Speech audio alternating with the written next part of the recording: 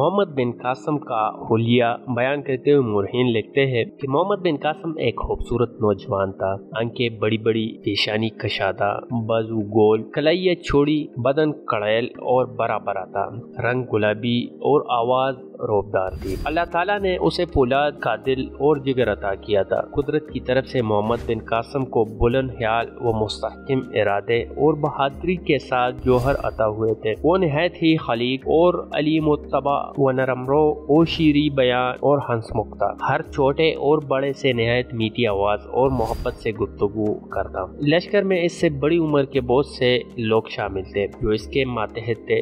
وہ ان سب سے بے حد عزت و احترام کے ساتھ پیش آتا تھا۔ بہرحال حجاج بن یوسف نے سندھ کی سپہ سالاری کے لیے محمد بن قاسم کو منتخب کیا، جو اس کے خیال کے مطابق سندھ کی طرف بھیجے جانے والے لشکر کی بہتر کمانداری کر سکتا تھا۔ محمد بن قاسم کی کنیت ابو بہار تھی، اس لیے کہ وہ بہار البر نام کے پھول کو بہت پسند کرتا تھا، اس لیے اس کی کنیت سے مشہور ہو گیا۔ حجاج بن یوسف جب عراق کا گورنر مقرر ہوا تو اس نے محمد بن قاسم کے باپ قاسم کو بصرے کا حاکم مقرر کیا۔ اسی وجہ سے محمد بن قاسم کی تربیت بصرے میں ہوئی۔ محمد بن قاسم ابھی بچہ ہی تھا کہ اس کے والد نے وفات پائی۔ 5 سال کی عمر ہی میں اس کی ذہانت و عقلمندی اور شجاعت کے جوہر محسوس ہونا شروع ہو گئے تھے۔ اس کا خاندان غربت کی وجہ سے محمد بن قاسم کو اعلیٰ تعلیم نہ دلا سکا، اس لیے محمد بن قاسم دمشق جا کر لشکر میں بھرتی ہو گیا۔ لشکر میں شامل ہونے کے لیے وہ انتہائی قابل، تجربہ کار اور جنگ کا بہترین تجربہ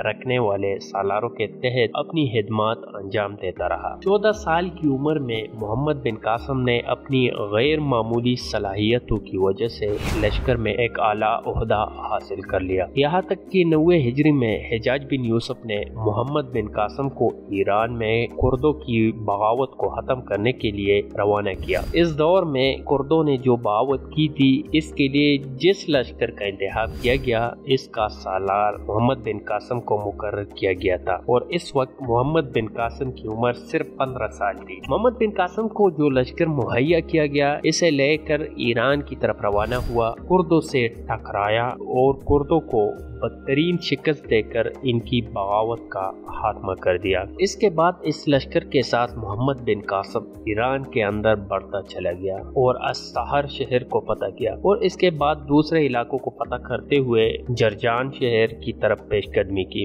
یہاں تک کہ انہی دنوں محمد بن قاسم نے ایک خاص نقشہ کے مطابق شیراز شہر کی بنیاد ڈالی۔ اس سے پہلے شیراز معمولی لشکر کے پڑاؤ اور قیام کے لیے استعمال ہوتی تھی۔ اس کے بعد محمد بن قاسم کو حجاج بن یوسف نے شیراز کا حاکم مقرر کیا، اور حاکم کی حیثیت سے محمد بن قاسم نے نہایت عمدگی اور عدل و انصاف سے حکومت کی۔ اسے جو ماہانہ روزینہ ملتا تھا، اس میں سے وہ کافی رقم بچا کر تبلیغ اسلام پر خرچ کیا کرتا تھا، اور اپنی فرصت کے اوقات میں لوگوں کے سامنے اسلامی موضوعات پر تقریریں کیا کرتا تھا، جنہیں عوام بڑے ذوق و شوق سے سنتے تھے۔ محمد بن قاسم کے خلوص اور ایمانی قوت کی اس دور کے جلیل القدر علماء بھی تعریف کیا کرتے تھے۔ جس زمانے میں حجاج بن یوسف نے ایک بار پھر سندھ پر حملہ آور ہونے کا پختہ ارادہ کیا، اس وقت محمد بن قاسم ایران میں مقیم تھا، اور اس قیام کے دوران حجاج بن یوسف نے اسے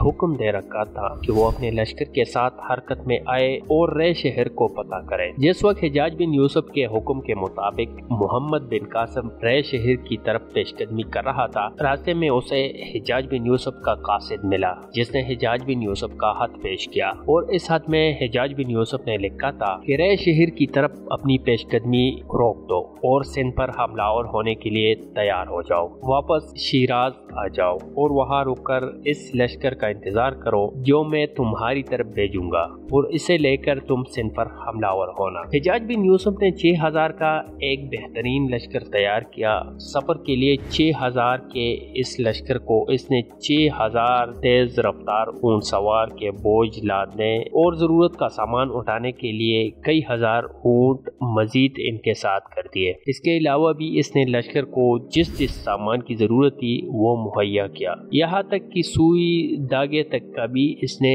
ہر لشکری کے لیے اہتمام کیا تھا۔ اس نے لشکر کے لیے خوراک کا اس حد تک انتظام کیا کہ عرب چونکہ سرکہ کو بہت شوق سے کھاتے تھے، اس نے روئی سرکہ میں بھگو کر سائے میں خشک کی، پھر اس نے روئی کے گٹھے بنوا کر جہازوں میں روانہ کیے تاکہ جب لشکر کو سرکہ کی ضرورت ہو وہ روئی تر کر کے اس کو چان لیا جائے اور لشکریوں کو کسی قسم کی تکلیف نہ ہو۔ عام رس کے سامان کے ساتھ ساتھ حجاج بن یوسف نے محمد بن قاسم کے لیے 30,000 دینار کی ایک رقم بھی مہیا کی، جو لشکر کی خشکی کے راستے روانہ کرنے کے علاوہ حجاج بن یوسف نے ضرورت کا سامان اور کچھ لشکری بحری جہازوں میں لاد کر سمندر کے راستے روانہ کیے۔ ان جہازوں کے اندر بڑی بڑی منجنیقیں تھی جن میں سے دشمن کے قلعوں اور پسیلوں پر سنگباری کر کے اپنے لیے فوائد حاصل کیے جا سکتے تھے۔ بہرحال حجاج بن یوسف کا مہیا کردہ لشکر شیراز پہنچا اور وہاں سے اس لشکر کو لے کر محمد بن قاسم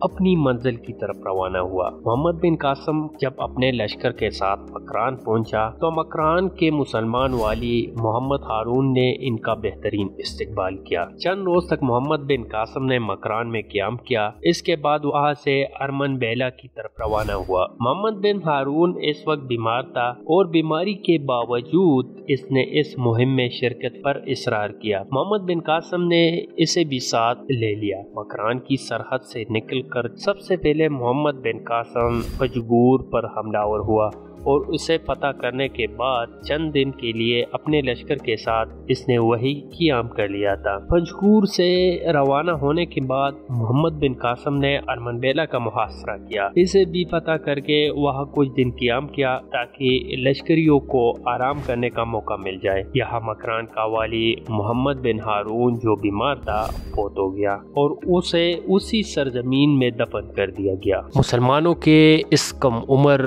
عظیم جنگجو فاتح محمد بن قاسم کی داستان اور فتوحات کی فہرست کا بقایا حصہ اگلے ویڈیو میں ملاحظہ کیجیے۔ تب تک کے لیے اللہ نگہبان۔